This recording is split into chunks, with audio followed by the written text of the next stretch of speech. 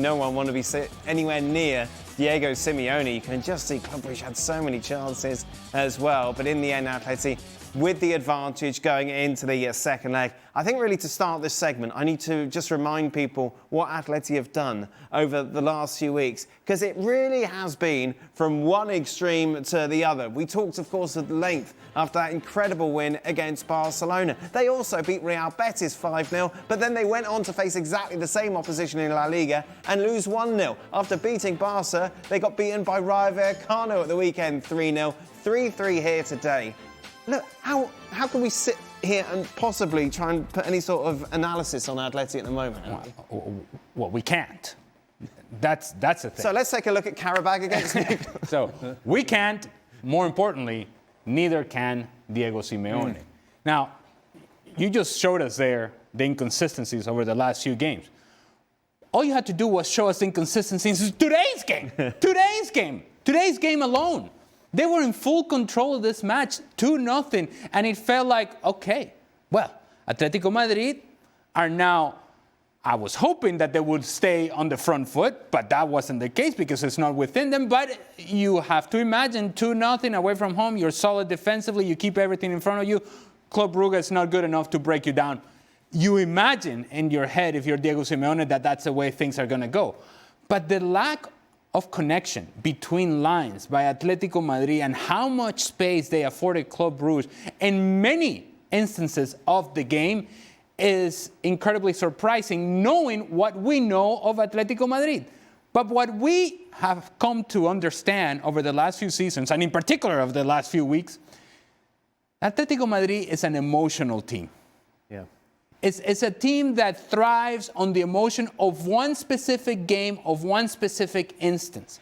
When emotionally all of them are engaged and the stadium is behind them and they feel like they're going to fight against everybody and they're going to win every duel and they're defensively they're going to win every challenge, they can win games like they did against Barcelona because they were up for it, because emotionally they were on a high. They cannot sustain it. They cannot sustain it. And that is evidence of an average team. A team that can get up for some games and then comes right back down.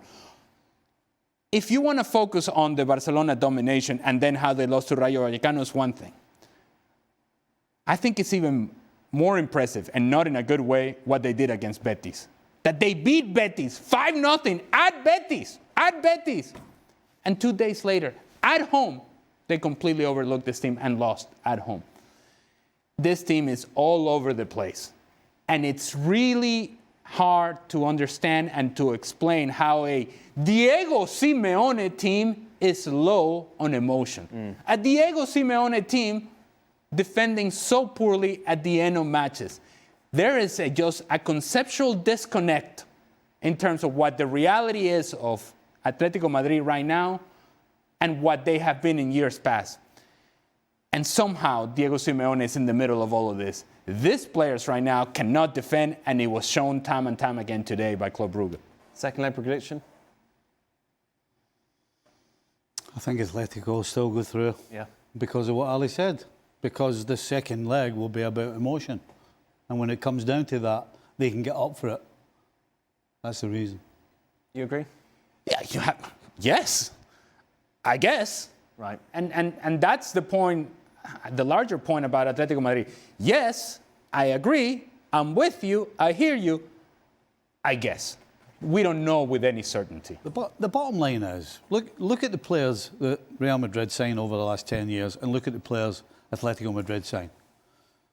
When you play for Real Madrid, you have to have a certain mentality.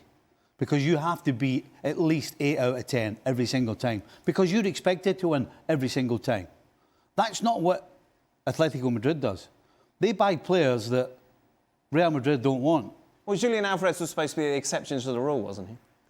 In that sense, he was your match winner. We can't talk about the exceptions to the rule, Dan.